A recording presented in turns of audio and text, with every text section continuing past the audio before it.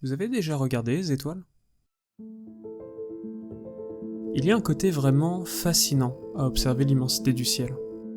Ce fond obscur qui nous ramène à des millions, voire des milliards d'années en arrière, aux confins du cosmos. Les légères teintes de couleurs et les planètes placées harmonieusement et dansantes tout autour de la nôtre. Et puis surtout, ces étoiles. Il y a un peu plus de 3 ans, j'ai perdu quelqu'un de proche, et jusqu'à il n'y a pas si longtemps, je n'y pensais pas plus que ça. La vie, c'est comme ça, on naît, on vit et on meurt. Une vision froide et dénuée de sentiments certes, mais c'est comme ça. Ça se passe comme ça, la vie. Mais même si c'est puéril, même si ça n'a pas de sens logique, je m'imagine souvent qu'il est toujours un peu là, à m'observer, telle une étoile. C'est toujours là une étoile, ça brille plus ou moins, ça dépend de là où on la regarde, mais elle ne bouge pas. Et ça, pour moi, c'est ma bonne étoile.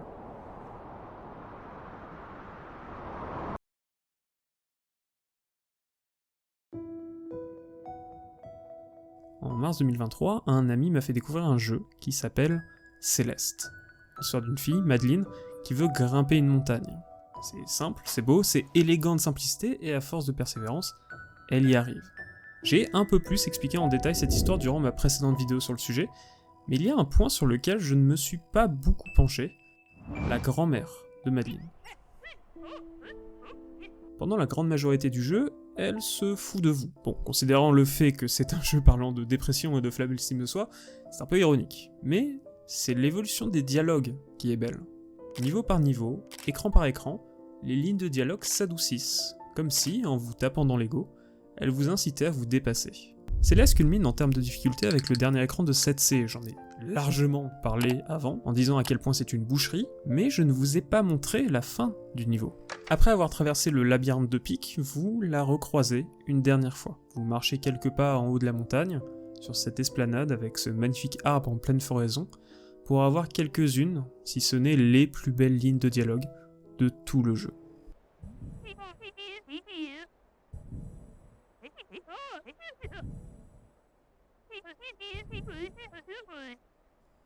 Et si vous lui parlez à nouveau,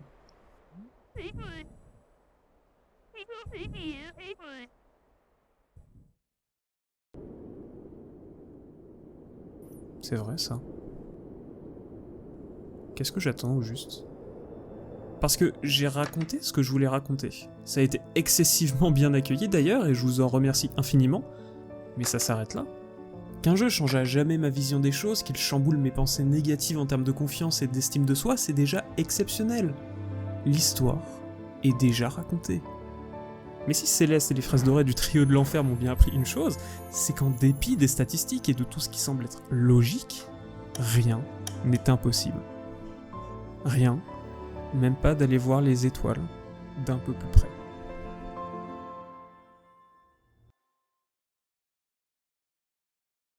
Le 9 septembre 2019, le visage de Céleste change à tout jamais. Mais pour mieux comprendre cela, réexpliquons rapidement comment fonctionne le jeu. Au début de Céleste, vous avez accès aux faces A, qui forment la continuité première de l'histoire, avec une difficulté croissante et différents environnements que vous pouvez continuer jusqu'au niveau 8 de cette façon. En fouillant les faces A, vous pouvez trouver des cassettes qui vous donnent accès aux faces B, des niveaux d'une longueur similaire, mais d'une difficulté bien plus relevée.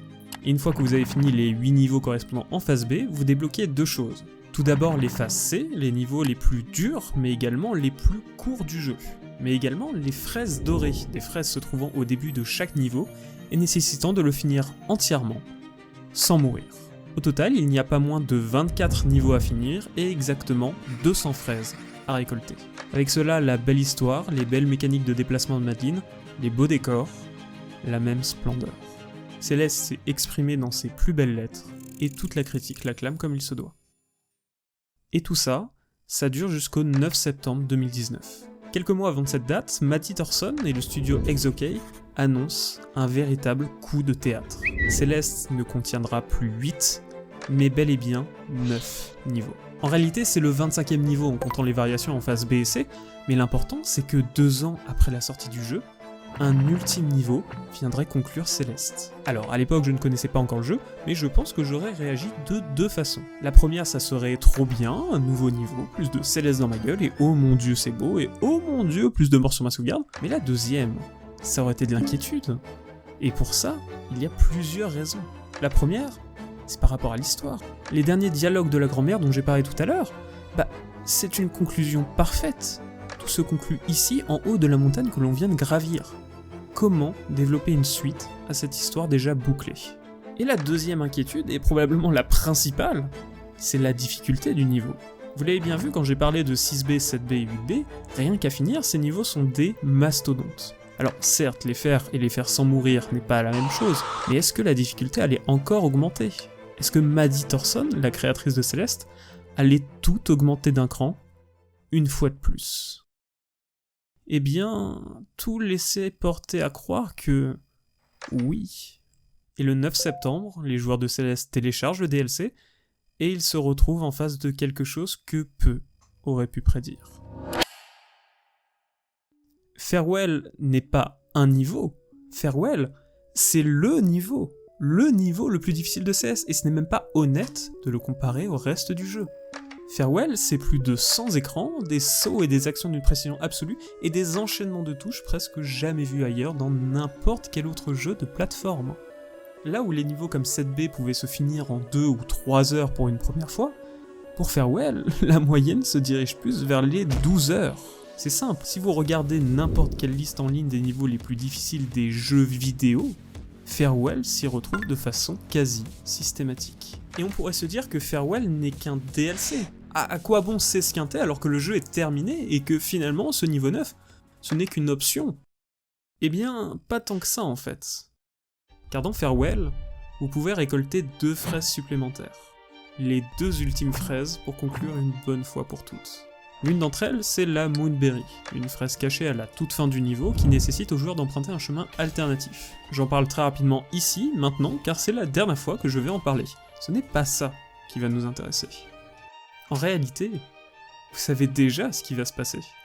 Lors de votre première fois sur Farewell, vous allez beaucoup mourir.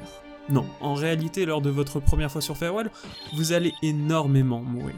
1000 fois, puis 2000, 3000, 4000, et jusqu'à 12 000 fois pour certains joueurs. Le niveau n'est pas conçu pour que vous le réussissiez du premier coup à chaque écran. Il est conçu pour vous faire échouer un nombre lamentable de fois, jusqu'à ce que vous ayez assez de chance pour le passer, soit que vous développiez une mémoire musculaire assez forte pour y arriver. Alors, multiplier cette vision par 100, et imaginer en venir à bout rapidement, c'est simple. C'est de la folie. Alors, poussons la folie jusqu'au bout. Imaginez réussir les 100 écrans de Farewell du premier coup, et durant un seul et même essai. Imaginez la fraise dorée de Farewell. Imaginez finir Céleste. Salut à tous, bienvenue dans la partie 2 de l'épopée Céleste, et aujourd'hui, on va enfin parler de Farewell.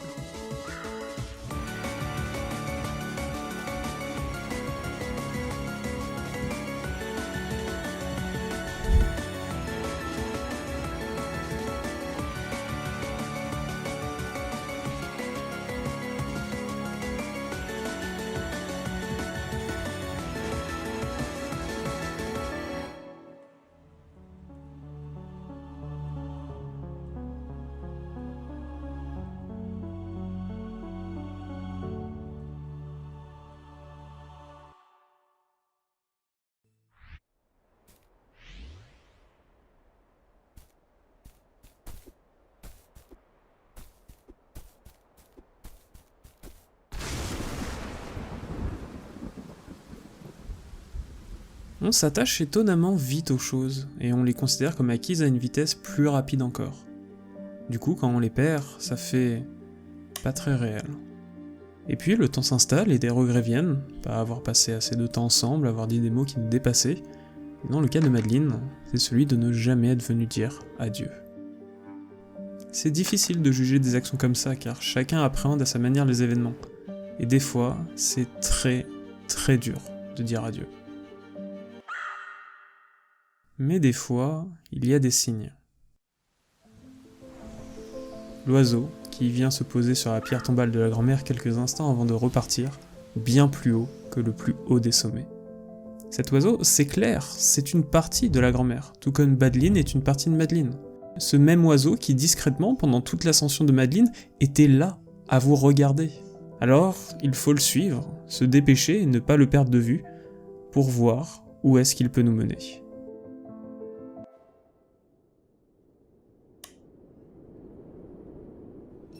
Singular est le premier des 8 chapitres de Farewell, et oui, je parle bien de 8 chapitres, car Farewell est abominablement long comparé au reste des niveaux. Mais pour le moment, c'est calme. Singular n'est pas un chapitre méchant, pas de mécanique précise ou de saut à timer à la milliseconde près, au contraire, on est presque rassuré de voir pas mal d'éléments des niveaux précédents, comme les plateformes qui s'activent lorsque Madeline dash, des petits tremplins qui propulsent Madeline dans la direction vers laquelle il pointe, les poissons qui explosent, les clés à récolter pour ouvrir les portes. Ça, c'est nouveau. Les poissons ou pufferfish, vous les appelez comme bon vous semble, mais on va en parler 2 minutes, car oui, ces poissons, c'est l'un des éléments caractéristiques de Farewell. Leur fonctionnement n'est pas très compliqué, on peut leur sauter dessus pour les faire descendre, on peut leur dasher dessus pour faire une espèce de super dash, et on peut passer à côté d'eux pour qu'ils se gonflent, c'est mignon, c'est adorable, ça sert à rien. Non, le truc qui les rend intéressants, c'est surtout ça.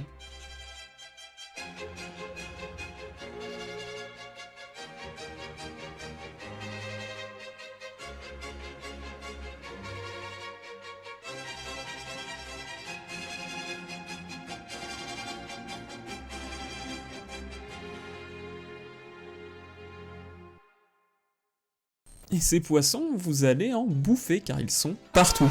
Et du coup, je suis mort beaucoup trop de fois sur cette partie. Oh putain. J'adore Farewell. J'adore ce poisson. Oh, ta mère la pute.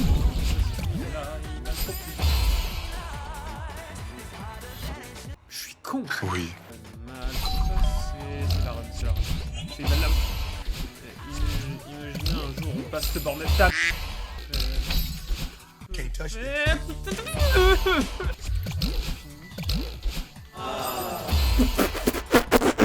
Mais vu qu'on est encore au début, c'est presque anecdotique. Pas mal d'écrans plus tard, vous arrivez sur un grand endroit avec un mur d'électricité qui vous barre la route. Vous devez gravir quelques blocs flottants avant de voir un nouveau compagnon de route, la méduse. Imaginez un parachute que vous pouvez attraper, jeter et avec lequel vous pouvez planer. Bon, ok, je viens de décrire un planeur, mais ça ressemble beaucoup trop à un parachute pour le décrire autrement. Et ce qui est bien, c'est que l'idée est très chouette, certes, mais l'exécution est encore meilleure. C'est simple, à mes yeux, la méduse est le meilleur élément de Céleste. Vous avez une liberté comme vous n'en avez jamais eu. Et cette liberté, le niveau vous l'explique au travers des écrans suivants, qui servent de tutoriel sur comment le manier. Et en planant, on retrouve notre guide de toute cette aventure.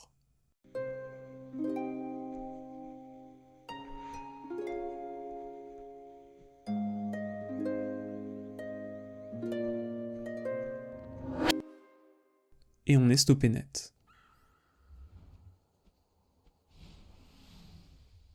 Vous faites face à une grande salle avec énormément d'électricité, une bulle pouvant vous amener en haut, mais une route bloquée par 5 cadenas. Et c'est tout. Voici tous les éléments à disposition pour résoudre cette grande énigme. Ainsi commence le 2e chapitre de Farewell.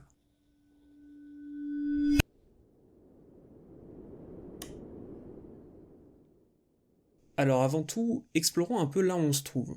À première vue, aucun passage ne mène à quoi que ce soit, de l'électricité partout, des gros cadenas, une bulle rouge, et c'est tout. En se baladant, on peut remarquer des espèces de portes fermées avec derrière un cristal de double dash, mais également une méduse. Et en montant tout en haut, vous pouvez voir un bloc flottant avec un symbole d'électricité.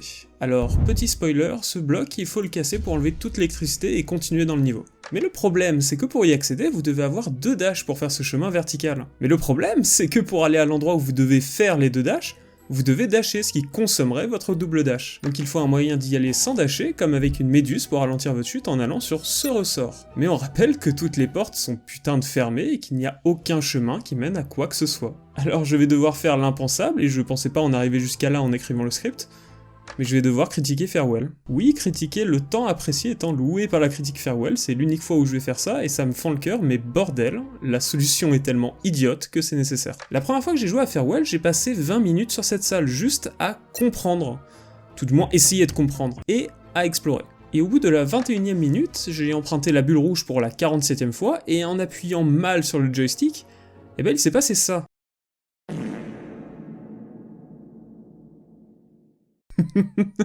T'es bas. Mais ça ne s'arrête pas là. Une fois que vous êtes là, vous devez Rentrer dans cet écran, ne pas faire l'écran mais juste prendre le cristal, sortir de l'écran, dasher 2 fois vers le haut, ouvrir la porte, reprendre un cristal de double dash, aller vers le bas gauche de l'écran sans dasher, faire un double dash vers la gauche, grimper, aller dans l'écran en haut, prendre la méduse, quitter l'écran, flotter délicatement zigzag entre l'électricité qui vous tue et qui vous forcera à faire tout l'écran, haha imagine, ouvrir la porte, reprendre le cristal de la droite en conservant la méduse, aller sur le ressort et enfin dasher vers le haut pour casser le bloc d'électricité. Super simple! Une fois que toute l'électricité est enlevée, vous avez accès à 5 salles, chacune d'entre elles ayant une des clés nécessaires pour enlever les cadenas et pouvoir continuer vers le haut avec la bulle rouge. Ah, et au passage, je sais qu'il y aura une personne qui va se trouver maline en disant « Ah, mais t'as pas parlé du key skip, ça permet de pas avoir à faire les clés. » Alors, de 1, ma vidéo, mes règles, et de 2, c'est pas faux, je suis trop mauvais pour faire ces skips de façon consistante, donc j'ai juste abandonné. Les clés sont donc au bout de 5 écrans de difficulté, allant de franchement mignon, tu apprends à faire planer la gentille petite méduse à tous les 30 millisecondes derrière le timing optimal, meurt pour tes péchés. Et je vais pas vous montrer toutes les salles, mais la 5e salle est particulièrement stupide au niveau de son emplacement, parce que, sérieusement, derrière un mur caché... Malgré tout, ce chapitre de Farewell n'est pas méchant non plus, et à ce point, vous êtes en droit de vous demander en quoi ce niveau est un challenge. Certes, c'est peut-être long, mais c'est de l'endurance qu'il faut plutôt que du talent. Eh bien, laissez-moi vous présenter 2 choses. Tout d'abord, la cage. Vous pensiez quand même pas que Farewell allait être une belle promenade de santé quand même. La cage, c'est là où se trouvent les écrans réellement méchants, ceux qui ont, en quelque sorte, droit de vie ou de mort sur votre run. Un seul de ces écrans serait déjà un nombre suffisant pour rendre le niveau difficile. Sur une telle longueur, n'importe quel obstacle rendrait stressant quelconque run, et c'est généralement ce nombre qu'on retrouve dans d'autres niveaux. Mais Farewell, c'est une autre histoire. Farewell, je vous le rappelle, c'est le niveau créé pour détruire les joueurs les plus coriaces. La cage de Farewell, ce n'est pas un écran qu'elle contient, c'est 6 écrans. Et pour l'instant, la cage est vide. Tout ce que vous venez de voir, c'est simple, c'est la partie gratuite de Farewell. Et il est grand temps de changer ça. Bienvenue dans le 3e chapitre de Farewell.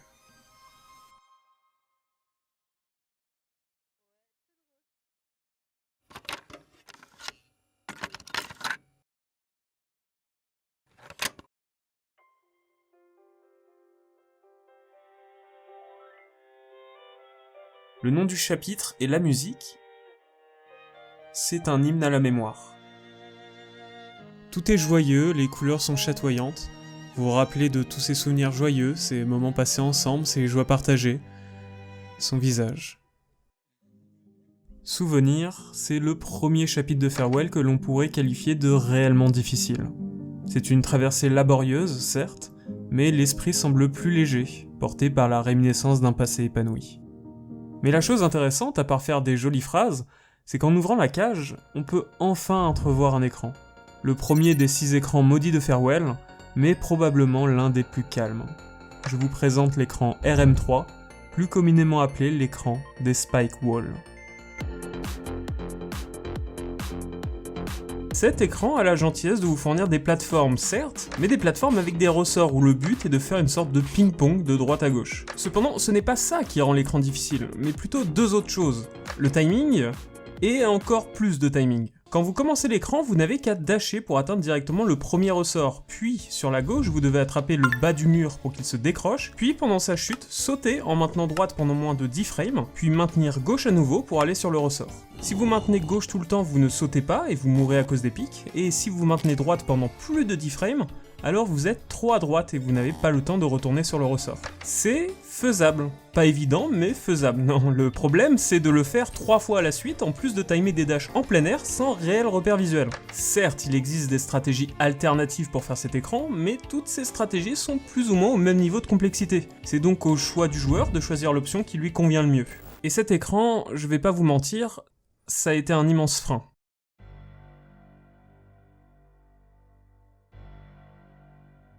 Pendant des jours entiers à essayer la Golden, je ne réussissais pas à passer cet écran. Peu importe à quel point je m'entraînais dessus, jour après jour, ça ne passait toujours pas. Jusqu'à ce que, un jour, ça passe. C'était toujours un écran difficile qui ruinait une grande partie de mes runs, certes, mais quelques-unes, environ 40%, étaient rescapées de ce massacre. Et bah du coup, maintenant que ça c'est fait, Il suffit de finir le chapitre.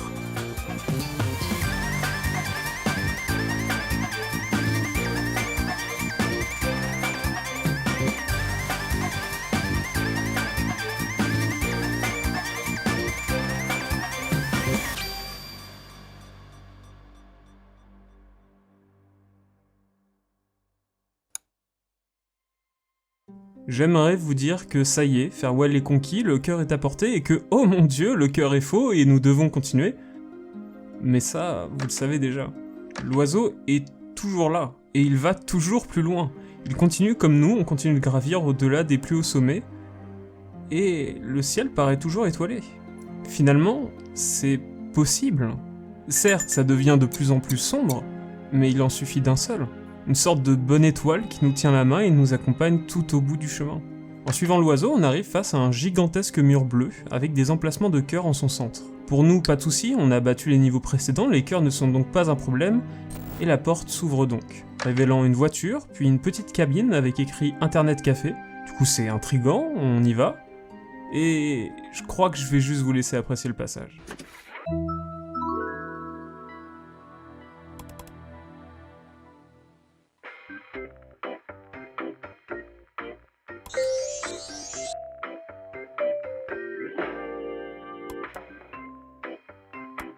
Alors déjà, adressons la chose principale. Oui, PowerPoint est canon dans l'univers de Céleste, j'aurais pu faire une vidéo entière en parallèle pour dire que sur le papier, Madeline pourrait participer à la Coupe du Monde d'Excel, mais il y a quelque chose de bien plus important en réalité.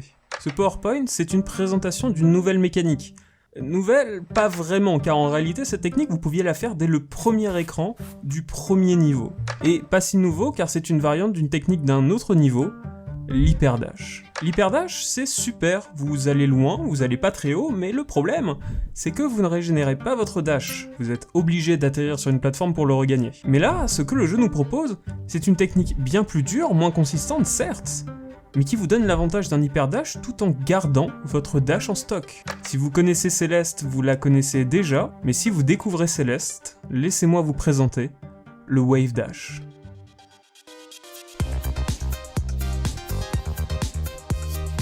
C'est probablement la technique la plus connue de Céleste, mais pourtant loin d'être la plus facile. Pour faire un wave dash, vous devez tout d'abord sauter, puis à une certaine hauteur, vous devez dasher vers le bas en diagonale, et une fois que vous êtes au sol pendant assez de temps pour avoir regagné votre dash, vous pouvez ressauter tout en gardant le momentum du dash. Si vous sautez trop tôt, vous ne récupérez pas votre dash, trop tard, et vous n'allez pas bien loin. C'est facile à comprendre, c'est beaucoup plus dur à maîtriser. Et c'est une super technique. Alors, pourquoi on ne l'apprend que là? Pourquoi, après 24 niveaux, nous apprendre une entre parenthèses nouvelle technique qui aurait pu nous servir durant tout le jeu? Eh bien, en expliquant grossièrement, le jeu vous donne la clé pour réussir ce niveau. En réalité, ce n'est même pas vrai. Vous êtes obligé de maîtriser le wave dash pour espérer venir à bout de Farewell.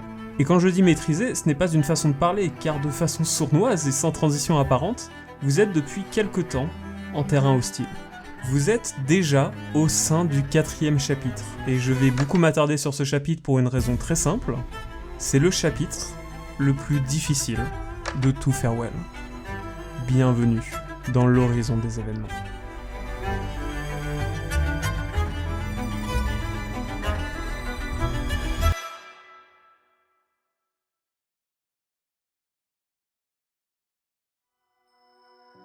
Quand on regarde le chemin parcouru, on remarque facilement les pertes. 3921 essais et seulement 439 qui arrivent jusqu'à là, ça fait un peu plus de 11%. Et pourtant, 439, c'est énorme. C'est magnifique même, il ne suffit que d'un seul essai concluant sur ces 439 pour y arriver et en finir. Sauf qu'il y a un problème, un gigantesque problème même. Certes, 3 des 8 niveaux de Farewell sont derrière nous, quasiment la moitié de ce marathon, mais pas vraiment. Singulier, source d'alimentation et souvenirs, ce sont des chapitres simples. Je sais que je me répète à faire de la surenchère à chaque fois, mais à partir de là, tous les chapitres sont plus durs que n'importe lequel de ces trois-là. Et Farewell ne se retient pas pour mettre un gigantesque uppercut avec l'horizon des événements pour commencer les festivités. Vous venez à peine d'apprendre ce qu'est un wave dash et vous vous retrouvez face à des écrans nécessitant une maîtrise parfaite de cette technique, combinée à des mouvements pas vraiment intuitifs. Mais dans mon cas, c'est différent. Farewell, je l'ai fini des dizaines de fois en entraînement. Le wave dash, je m'en sors, les chemins, je les connais, des stratégies pour rendre certains écrans plus simples aussi, mais est-ce vraiment suffisant ? Non. L'horizon des événements est un calvaire. Vous voyez actuellement quelques-uns des écrans de ce chapitre, c'est de la précision, des réflexes assez poussés, mais rien d'impossible. En tout cas, rien qui qualifierait ce chapitre des mots que j'ai en son égard. Mais si vous tournez légèrement la tête, vous entendez un bruit, un espèce de claquement métallique imposant. Est-ce que vous vous souvenez de la cage ? Le premier écran de la cage, c'était celui des Spike Walls, pour le moment l'écran le plus dur que j'ai pu vous montrer. Mais ici, on est dans l'horizon des événements, les choses s'accélèrent et montent d'un cran. Et du coup, pour la première et dernière fois de tout Farewell, ce chapitre ne contient non pas un, mais deux écrans qui méritent leur place dans la cage. Le premier, c'est cet écran, EH7 de son petit nom. Si vous vous souvenez, dans la première vidéo, quand j'ai parlé du niveau 8B, il y avait ces tapis roulants collés au mur. Vous vous accrochez dessus et vous pouvez sauter en relâchant pour avoir un boost vertical. Le niveau 8B n'était pas atroce avec ça, ça se contentait juste d'être là. Cet écran, en revanche, il se gave. Miam miam la galette. Il y a deux sauts de grande précision à faire avec. Le premier au début et le deuxième à la fin. Si vous avez déjà joué à Céleste et en particulier si vous avez déjà fait ce saut, vous saurez de quoi je parle et pourquoi j'ai décidé de mettre cet écran dans la cage. Il n'existe, à ma connaissance, pas de moyen de faire ce saut de façon sûre et répétable. À chaque fois, ça sera de la pure intuition et un espèce de feeling à avoir. Et sur un niveau de 100 écrans, avoir une consistance sur tous les obstacles est vital. Mais si vous passez ça, ce n'est toujours pas fini. À un moment, vous allez vous retrouver sur ce bout de pierre, et deux choix s'offrent à vous. Soit vous êtes quelqu'un de très fort, et beau, et classe, et attirant dans la vie, et vous le faites par le haut, soit vous êtes comme moi et vous y arrivez pas. Du coup, vous allez à droite. Et si vous avez ce malheur-là, alors vous devez faire ce saut. Je ne sais pas si ça aurait été pire de mettre ces deux sauts de façon séparée dans Farewell, mais le fait que les deux soient dans le même écran, ça le rend redoutable. Après ça, 8 autres écrans avec des passages plutôt simples et d'autres vachement durs, avant d'arriver à quelque chose. Tout ça, même l'écran EH7, ça n'arrive pas à la cheville du troisième écran de la cage. Juste un petit rappel, mais quand vous arrivez sur l'écran dont je vais parler dans un instant, vous en êtes à environ 10 minutes de gameplay. Ça peut paraître court, mais avec tout ce que je vous ai montré jusqu'à là, j'espère vous avoir donné assez d'infos pour que vous relativisiez cette durée. Cet écran, je vous le floute encore un peu pour le suspense, mais aussi car il y a un peu d'histoire à son sujet. Si vous tapez « Quelle est la salle la plus difficile de Céleste » en anglais, vous tomberez, en réponse sélectionnée par Google, sur cette salle. Ce n'est pas une blague et je vous invite à essayer si vous ne me croyez pas. Un sondage avait même été mis en place sur Reddit pour élire la salle la plus dure du jeu, et elle est arrivée 3ème, simplement car les autres écrans du sondage mettaient plus de 40 secondes à être finis, tandis que cette salle-là, elle n'en prend que 15. C'est le cauchemar de beaucoup de joueurs de Céleste, et un obstacle massif aux gens qui envisagent de faire Farewell Golden, moi y compris. Laissez-moi vous présenter la salle la plus technique de tout Céleste, EH16, surnommée la Comb Room.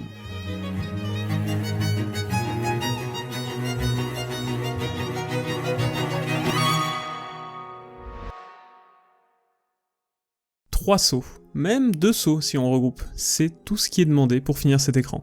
Du coup, décortiquons-les. À la gauche de la salle, il y a un bloc directionnel. Si vous vous accrochez ou si vous allez dessus, il va dans la direction qui est indiquée. Et c'est le seul élément dont vous disposez pour vaincre ce sentier de pic. Lorsque le bloc atteint la 3ème colonne de pic, vous allez faire un wave dash, puis avec le dash que vous avez conservé, dasher vers le haut pour faire un wall bound sur le bloc directionnel. Avec la direction qu'il a, il va vous donner suffisamment de momentum horizontal pour aller vers la droite, puis vous devez revenir directement vous accrocher sur le bloc. Si vous dashez trop tôt, trop tard, sautez du wall bounce trop tôt, sautez du wall bounce trop tard, ou si vous allez trop vers la droite après le wall bounce, ouais, vous avez compris. Et ça, c'est le premier saut, il faut en faire un deuxième relativement similaire, mais cette fois-ci, vous êtes boosté par un ressort horizontal, pas de wave dash à faire. Vous faites le même zigzag que durant le premier saut, et voilà, c'est fini. Facile, non ?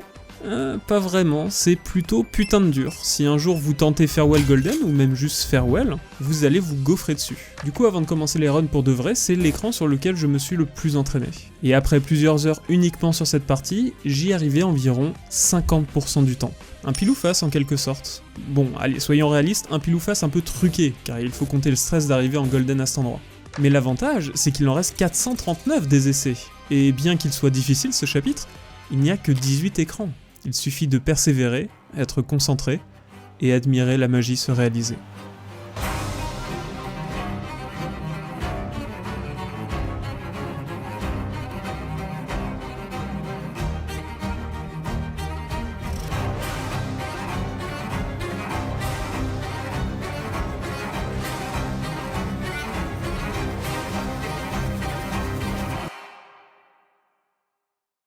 Je sais pas vous, mais il fait drôlement froid d'un coup. L'horizon des événements est excessivement brutal. Pour être honnête, même le passage au début du chapitre, qui fait pourtant office de tutoriel, je suis mort beaucoup, mais alors beaucoup de fois dessus. Je ne suis jamais arrivé à la Combe Room avec la fraise dorée. Je ne suis arrivé qu'à 4 écrans avant, sur un écran avec des blocs qui propulsent vers le haut. C'est pas un écran horrible, c'est juste que j'ai atteint ma limite. J'ai atteint ma limite à moins de la moitié du parcours. Et malgré m'être tabassé le crâne jour après jour plusieurs heures à chaque fois, ça ne passait toujours pas. Alors à ce moment, il y avait 2 choix. Le premier, le choix de l'abandon. Un choix lâche, mais qui permettrait de relâcher une bonne fois pour toute la pression, car ça fait maintenant quasiment 1 an que je fais cette épopée des fraises dorées. Ça serait mettre un stop à un très honorable 201 fraises, chose dont je pourrais être fier, mais qui laisserait un goût d'amer et d'incomplétude. Et en plus, la vidéo ne serait pas très belle. Si j'échoue, mais en jetant les planches plus tard, ça aurait quand même plus de gueule. Mais il y a un autre choix. Celui de la folie d'Einstein. La folie, c'est de faire tout le temps la même chose et de s'attendre à un résultat différent. Voilà ce qu'Einstein a dit il y a maintenant plus de 70 ans. À vrai dire, on sait même pas vraiment si c'est lui qui l'a dit, et même s'il l'a dit un jour, mais je pense qu'il aurait pas pensé à Céleste en ses propos de toute façon. Mais les mots restent, et en ces mots résonne une solution, et son problème. Être assez fou pour continuer, essai après essai de passer le mur qu'est ce chapitre, mais à la fois être assez fou pour s'attendre à y arriver. Les options sont pas très bonnes. À vrai dire, aucune ne l'est. Mais quand on regarde bien, il existe un autre chemin, un troisième choix qui pourrait, peut-être, être le bon. En regardant mes morts, le constat est le suivant. 10% de mes morts durant ce chapitre sont dus à des erreurs bêtes, je ne récupère pas mon dash, je vais trop vite et je tombe dans le vide comme un abruti, etc. 20% c'est des pics que je me prends, majoritairement au putain d'écran EH7 d'ailleurs, mais ça j'y peux pas grand chose. Mais un énorme 70%, c'est des miss dash. Un peu de contexte pour comprendre, je joue à Céleste avec une manette de Switch Pro, c'est une très bonne manette, rien à dire là-dessus, mais un truc que je maîtrise pas bien, c'est les diagonales. Sur les sticks analogiques, il n'y a pas de distinction visible entre droite et bas droite par exemple. Du coup, très souvent, voulant faire un wave dash, je me suis retrouvé à faire un simple dash horizontal et à crever, pleurer sur mon bureau, insulter la manette en disant que oui, je suis une merde soit, mais la manette aussi, et à entamer une nouvelle run qui, je le sais déjà, va s'arrêter bien avant la Combe Room, comme toutes les autres. Il fallait une solution, un moyen de dasher de façon précise, sans équivoque possible. Du coup, j'ai acheté une coque de manette Octopad avec les 8 directions clairement distinguées, et le problème c'est clairement amélioré. Je mise dasher moins, plus de précision en général, juste un peu chiant d'entendre le cliquetis entre chaque mouvement de joystick, mais à part ça, la solution paraissait idéale. Mais elle avait une limite cette solution. Point positif, je pouvais théoriquement aller à la Combe Room. Si je suis plus précis, plus de runs vont à l'horizon des événements, et si je suis plus précis, j'irai plus loin dans l'horizon des événements. Point négatif, la plume. Oui, il y a des plumes dans Farewell, et pire que ça, la plume apparaît pour la première fois dans Farewell 2 écrans après la Combe Room. Et croyez-le ou non, la plume est absolument incontrôlable avec l'Octopad. J'avais trouvé une solution pour faire 6 écrans de plus, avant de me retrouver devant un autre problème. Du coup, retour au tableau blanc. Un tableau bien blanc, qui n'offre pas beaucoup d'options. J'avais sorti la première vidéo de Céleste en début juin, en me disant que, entre cette date et la fin de l'année, j'aurais 202 jours pour réussir. Comme le nom de fraise, c'est marrant, je me disais. Mais ça met beaucoup de pression. Le temps devient tout de suite plus précieux et du temps, j'en perdais chaque jour à trouver une solution. Du coup, je procrastinais, je regardais des vidéos, des streams de joueurs de Céleste bien plus talentueux que moi. Il y en a un paquet à regarder. Mais est-ce que vous connaissez Rick Fernello? It's just like, yeah, yum, yum, yum. This is expert. Rick Fernello, c'est un alien de Céleste. C'est la seule personne au monde à avoir fini le jeu avec les 202 fraises sans mourir. Il a fait Farewell Golden 6 fois de suite, il a un niveau monstrueux. Bref, sa montagne à lui, il l'a gravie depuis bien longtemps. Et voir un tel joueur jouer à Céleste, qu'est-ce que c'est beau. Lui, il y arrive sans problème à faire ses wave dash, ultra boost, sling pop et plein d'autres techniques avec des noms tellement à rallonge qu'il me faudrait prendre mon inspiration à nouveau pour finir ma phrase. Mais si je me suis beaucoup intéressé à lui, c'est pas pour tout ça. Ce qui est bien avec Céleste, c'est que vous pouvez jouer à peu près comme vous voulez, à la manette, au clavier, il y a même des gens qui jouent à la guitare de Guitar Hero. Et ce que je ne savais pas, c'est qu'on pouvait jouer d'une façon très particulière. Une façon tellement particulière en fait que c'est Rick Fernello lui-même qui a popularisé cette façon de jouer. Le principe est simple. Si la manette n'est pas bonne pour les directions mais bonne pour les touches, pourquoi ne pas utiliser une méthode plus précise pour les directions tout en conservant la manette pour le reste? Rick Fernello, cette question, il se l'est posée et il a apporté une réponse. Ainsi est née la méthode hybride. Elle était là la solution à Farewell Golden, la pièce de puzzle qui me manquait. Si Farewell vous gerbe à la gueule d'apprendre le wave dash parfaitement en si peu de temps, alors je trouve ça plutôt fair play de le rendre plus simple. Je peux pas vous expliquer clairement à quel point cette technique est révolutionnaire. Certes, il faut quelques jours voire semaines pour s'y habituer parfaitement, mais avec ça, c'est un autre jeu auquel on joue.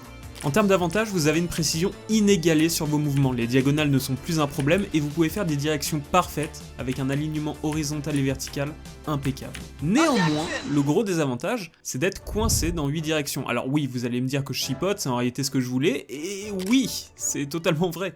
Mais rappelez-vous, dans Farewell, il y a la plume.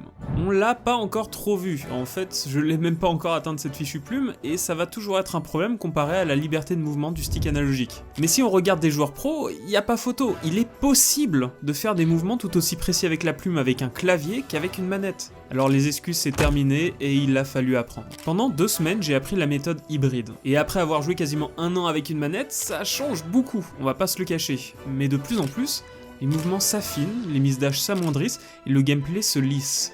J'étais enfin capable de faire de façon consistante les mouvements que Farewell réclamait. Alors peut-être qu'il était temps de s'y frotter à nouveau.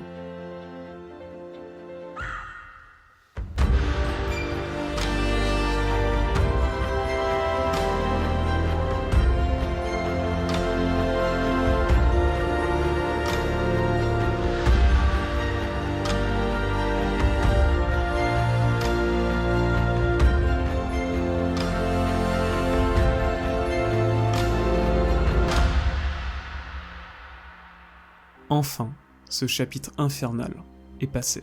Ça, c'est la première fois que j'ai réussi, c'était le 12 septembre, et des passages de ce chapitre, en tout, il va y en avoir 16. Évidemment, le chapitre reste, et je le maintiens, le plus dur de tout Farewell. Et les statistiques le montrent de façon évidente. 3,6% de réussite sur ce chapitre à lui tout seul, et 0,4% des runs globales qui en arrivent à bout. L'horizon des événements est un monstre. Un monstre où je ne peux même pas dire l'avoir réellement dompté. Il m'a seulement recraché, de quoi rêver encore un peu. 16 runs sur les plus de 3900 qui ont survécu singulier, la source d'alimentation, souvenir et l'infâme horizon des événements. Et pourtant, il reste beaucoup. Vraiment beaucoup. En réalité, nous ne sommes qu'à la moitié de Farewell. Il reste encore 4 chapitres, et en termes de longueur, on n'a vraiment pas fait les plus longs. Avec les statistiques et le niveau lui-même contre nous, il est plus que temps de faire preuve de détermination.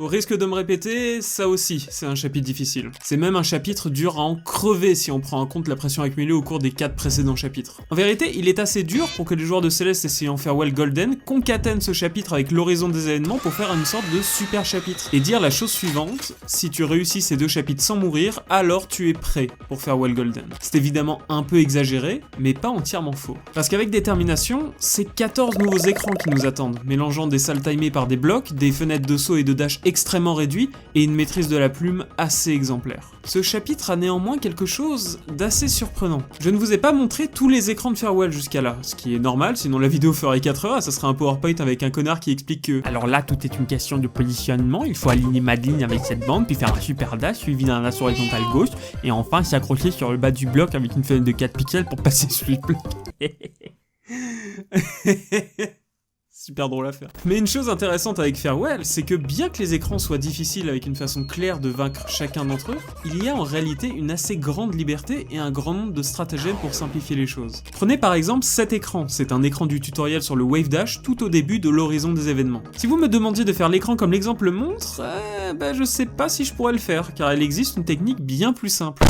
Il suffit d'aller sur le bloc intermédiaire, faire un Extended Hyper Dash, en gros un dash au sol accroupi qui garde le dash, s'accrocher au mur et faire un wall bounce pour atteindre le haut. Ce genre de magouille, c'est monnaie courante dans Farewell, mais on le retrouve plus que jamais dans Détermination. En tout, j'ai compté 6 strates différentes, rien que dans ce chapitre. Est-ce que ça rend le chapitre gratuit pour autant ? Non, pas du tout même. Il reste des écrans d'une cruauté assez vénère et oh, regardez qui voilà, la belle petite cache qui semble encore bien remplie. La petite cache qui contient un des écrans les plus injustes de tout le jeu, la Wind Room. La Wind Room se décompose en deux parties. La première, c'est un jeu de wave dash bien calculé, puis une strat pour reprendre la bulle et passer à la suite. Je ne sais même pas comment passer cette partie sans cette stratégie, et je n'ai jamais vu quelqu'un faire autrement qu'avec cette strat, donc c'est un bon début on va dire. Mais la deuxième partie, c'est elle qui a fait la renommée de la Wind Room. Déjà, je vous l'ai pas dit, mais vous l'avez sûrement déjà remarqué, il y a du vent. Ah oui, il est lent ce lait. D'habitude, ça va vite. Et avec ce vent, vous devez naviguer pour atteindre ces ressorts situés à l'opposé de vous. Ça a l'air tendu et je vous rassure, c'est encore plus dur que ça en a l'air. Il est beaucoup, mais alors beaucoup trop facile de cogner le crâne de Madeline ou de lui faire un joli face-à-face avec le ressort. Après 15 minutes de perfection, faire des actions avec une fenêtre de moins de 0,3 secondes, c'est juste un calvaire. Tout du moins, c'était un calvaire. Alors, j'ai beau avoir cherché, mais je n'ai pas trouvé d'infos précises sur qui a trouvé la méthode dont je vais parler. La plus ancienne trace que j'ai sous la main, c'est une japonaise, Nashi Nashi, qui fait Farewell Golden en utilisant cette méthode, mais aucune preuve ni certitude que c'est elle qui ait mis ça au point. Alors, en gros, les hitbox de Céleste et les mouvements de Madeline, c'est assez bizarre. Si vous avez du momentum grâce à un dash par exemple, et que vous êtes bloqué par un obstacle, vous vous arrêtez. Heureusement. Mais si pendant votre dash vous êtes arrêté par un obstacle mais que vous aviez un momentum dans une autre direction qui vous faisait entre guillemets quitter l'obstacle, alors le momentum original est conservé et vous allez continuer dans la direction dans laquelle vous alliez avant d'être arrêté. Ça a été fait dans un souci de fluidité du jeu par les développeurs et c'est très chouette, et ça a d'ailleurs donné naissance à quelques belles techniques comme le corner boost. Mais la question c'est de savoir si on peut utiliser cette méthode pour, je sais pas, rendre cet écran plus facile. La réponse est oui. Évidemment que c'est oui, je vais pas vous parler de mécanique de jeux vidéo pour rien, je pense à vous. Et à mon watch time. Ce que je vous ai montré, c'est de la rétention de momentum horizontale, mais on peut tout aussi bien faire de la rétention de momentum verticale. En dashant en haut à droite sur le bloc, en temps normal, votre dash s'épuisera avant de pouvoir vous décaler du bloc. Mais avec le vent, vous pouvez vous décaler assez vite et conserver de la vitesse pour atteindre le ressort. C'est pas une technique facile, surtout que c'est plus facile de le faire avec un démo dash, mais ça a l'avantage d'être consistant. AKA, vous pouvez vous entraîner dessus. Pour une golden, c'est pas mal. Juste après ça, vous avez un autre écran que j'ai décidé de ne pas mettre dans la cage. Mais simplement parce qu'il n'est pas vraiment assez dur pour ça. Non, je vous en parle, car il est juste très con. Au début, c'est tolérable, des petits tapis roulants, des wall bounce, mais la connerie, c'est ici. On va jouer à un petit jeu. Vous êtes en charge du développement de Céleste et on vous dit de mettre la fin de l'écran quelque part. Une question, si vous n'êtes pas la dernière des merdes, où mettriez-vous la fin de l'écran ?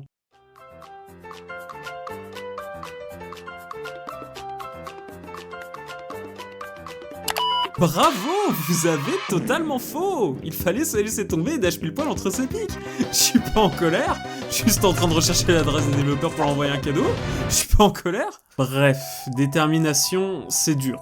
Avec 16 runs qui sont allés jusqu'à là, c'est pas joyeux. Mais c'est dans ces moments-là, où tout semble tellement impossible, qu'il faut se battre un peu plus. Se battre contre des statistiques qui font taire les moins téméraires. Et bordel, hein, que ce chapitre porte bien son nom.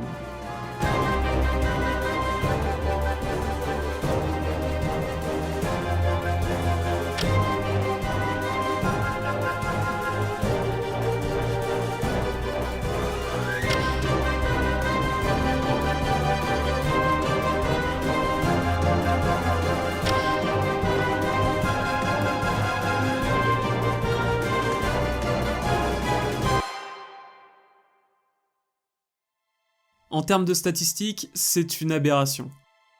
Certes, 4 runs ça semble misérable, mais il y en a encore 4. 25% de passage sur détermination, c'est plus qu'excellent. Pour la première fois depuis le début, la courbe se redresse.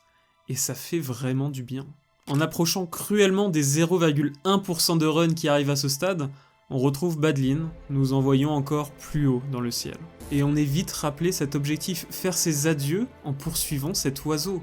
On le poursuit maintenant depuis plus de 15 minutes, mais en réalité, pour moi, ça fait bientôt 6 mois. Madeline nous rappelle la vérité, on poursuit un foutu oiseau en supposant qu'elle représente notre grand-mère, comme Madeline représente Madeline. Vraiment ? Est-ce vraiment pour ça que l'on fait tout ça ? Est-ce vraiment une quête avec un but noble ? Ou n'est-ce pas plutôt une simple obstination aveuglante dans une quête d'étiolée, un dernier regret ?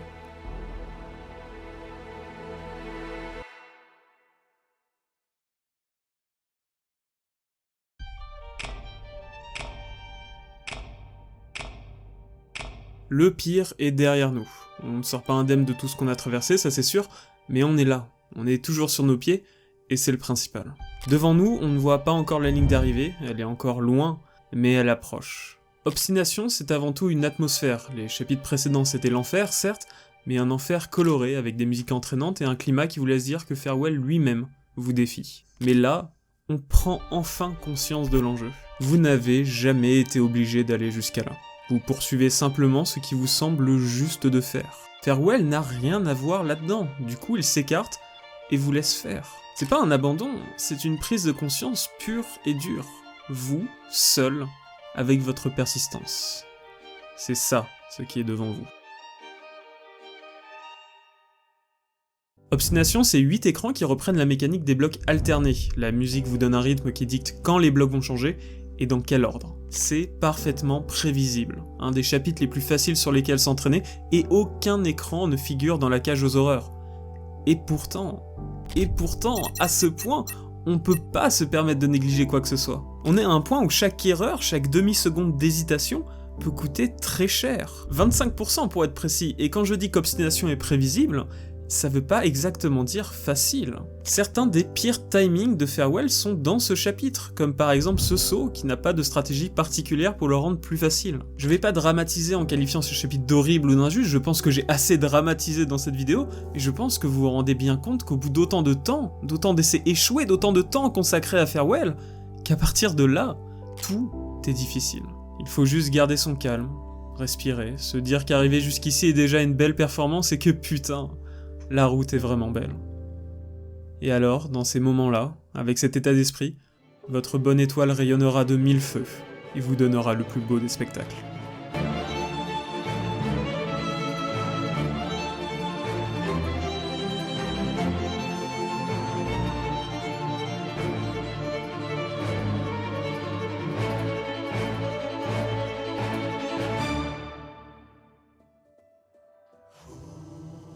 Ça, c'est beau.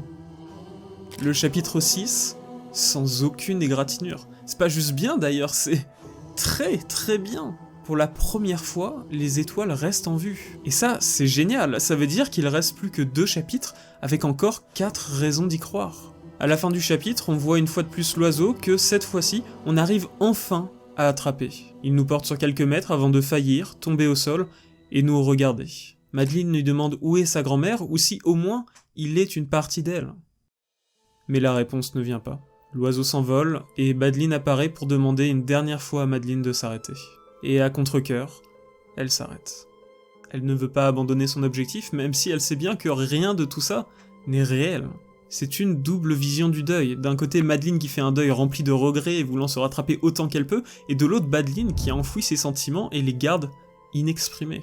Pour beaucoup de personnes, le deuil n'est pas uniforme, c'est souvent un mélange de beaucoup de ressentis, d'incompréhension, et une volonté de faire quelque chose en mémoire.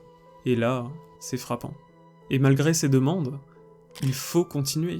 L'oiseau est bloqué, et Madeline se blâme pour ça en disant simplement « ce n'est pas ce que grand-mère aurait voulu ». Alors, s'il faut continuer à tout prix, autant le faire ensemble.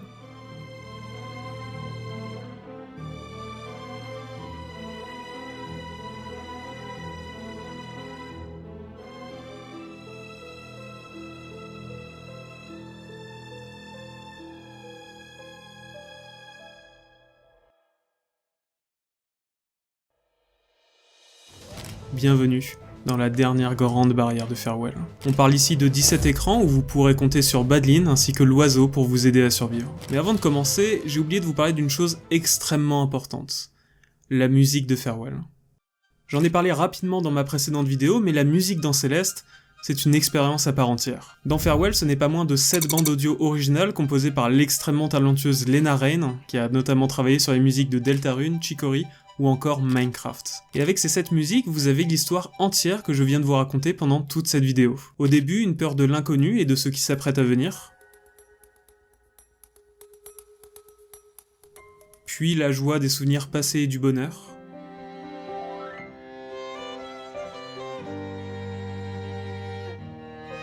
Après ça, un élan de détermination pour faire ce qui vous semble juste.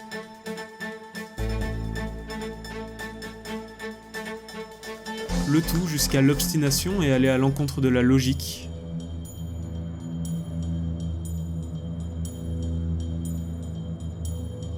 Et enfin, la raison.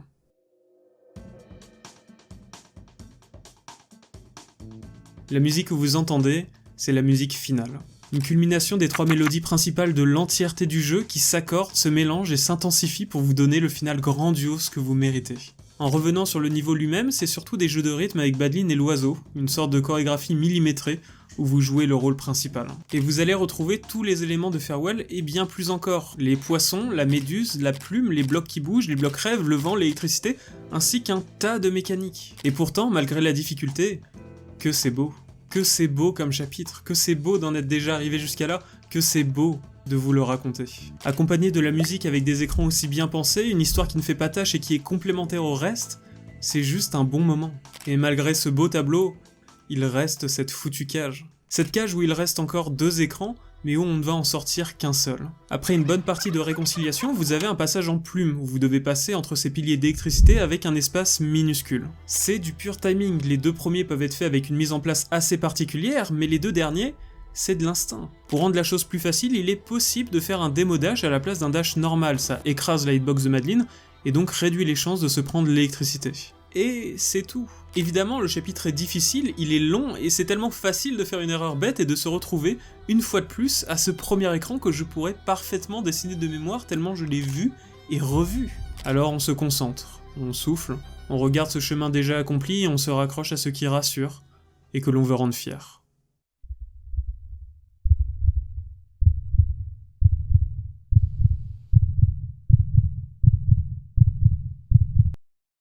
Pourquoi est-ce que tu as peur? Je crois que j'ai peur d'échouer et de pas être à la hauteur. Mais pour une fois, je vais essayer d'y croire.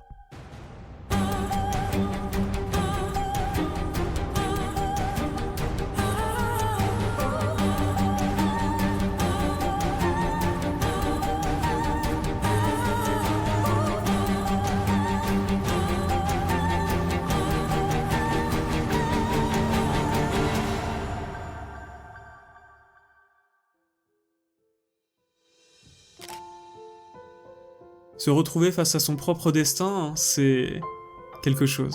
C'est une liberté infinie et une contrainte de la même intensité. À la fois, c'est beau d'en être arrivé là et c'est un choix personnel qui a été fructifié, mais est-ce assez? Est-ce que vous en avez fait assez? Est-ce que vous êtes satisfait de tout ce que vous avez entrepris? Le voilà, le dilemme de Farewell et de toute cette épopée au final. Ça n'apporte rien et tout à la fois. C'est réussir à se convaincre que c'est possible, que enfin, vous avez fait les bonnes choses. Et que seulement après avoir fait tout ça, et seulement là, alors, vous pourrez faire vos ultimes adieux.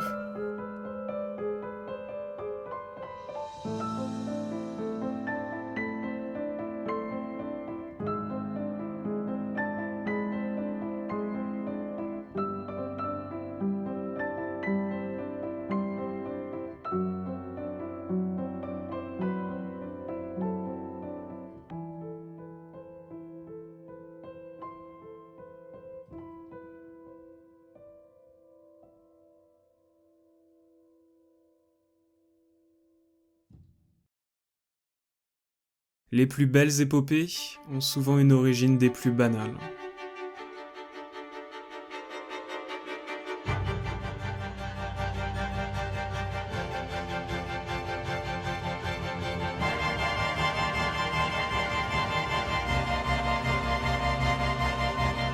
Adieu est le dernier écran de Farewell. C'est un chapitre à lui tout seul pour la simple et bonne raison que l'écran dure 2 minutes. Dans un jeu où la plupart des écrans font moins de 15 secondes, il est à part. L'écran est si long qu'il y a une transition d'écran dans l'écran. C'est un mastodonte et il peut être considéré comme écran le plus dur du jeu juste pour sa longueur. Et pour la dernière fois, laissez-moi vous expliquer comment il se déroule. Vous commencez par vous propulser avec la méduse, puis vous êtes éjecté par la droite par les poissons qui explosent. Vous faites ça 2 fois, vous lancez la méduse au travers de l'électricité pour ne pas qu'il soit détruit par la barrière, vous le récupérez en dashant, vous allez sur le ressort, vous relancez la méduse, puis vous allez sur Madeline pour le récupérer directement après. Puis vous allez sur le ressort, vous lancez la méduse derrière pour qu'elle soit propulsée par le ressort, vous allez sur l'oiseau pour aller vers la droite, et rattraper la méduse. Vous pouvez enfin vous en débarrasser et aller revoir l'oiseau. Vous êtes propulsé vers la droite où vous avez une seconde méduse et du vent. Vous le rattrapez, vous le lancez sur les ressorts du bas, allez sur ceux du haut et rattrapez la méduse et glissez au gré du vent.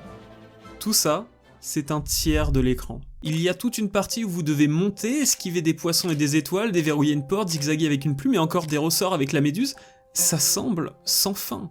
Mais une chose que j'ai oublié de vous dire à vous, ceux qui regardez sans avoir joué à Céleste, c'est que si vous trouvez ça impossible ou bien juste trop dur, c'est normal. La première fois que j'ai joué à Farewell, je suis mort 2837 fois. Et le jeu a lui-même conscience de sa difficulté. Car si vous mourrez 50 fois sur cet écran, et croyez-moi, vous allez mourir 50 fois, alors Badlin revient et vous dit ceci.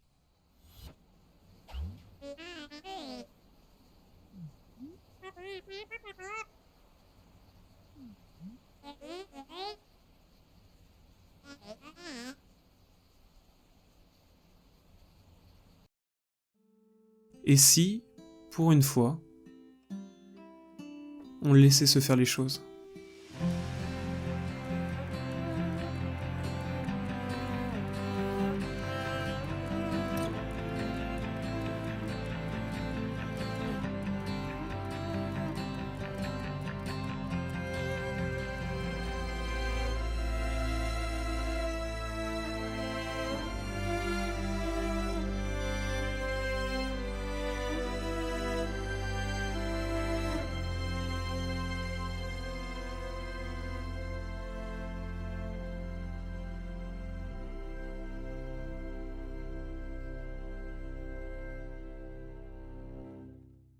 C'est enfin terminé.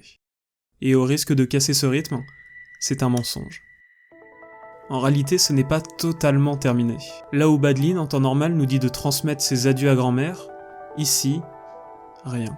À la place, on continue de monter, encore et encore, jusqu'à ce que le ciel nous éblouisse et nous transporte vers un endroit incertain.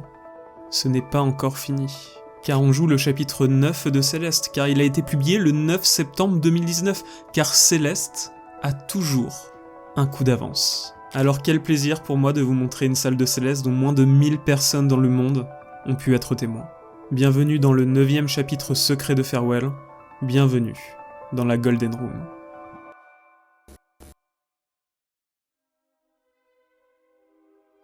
Une salle dont l'unique objectif est de jouer avec vos nerfs. Une ultime herse qui vous sépare d'un des plus grands accomplissements des jeux de plateforme, et le jeu fait quelque chose de surprenant, et pourtant si logique. Vous ne pouvez pas vous entraîner sur cette salle à moins d'avoir fait des modifications sur votre jeu. Autrement, cette salle, vous la faites à l'aveugle. Et du coup, elle n'est pas compliquée. Les sauts ne sont pas précis, les techniques ne sont pas difficiles, en réalité, cette salle, ce n'est pas un obstacle, c'est une haie d'honneur qui vous respecte et ne vous sert pas cette victoire sur un plateau. Alors, tâchons de savourer cet instant.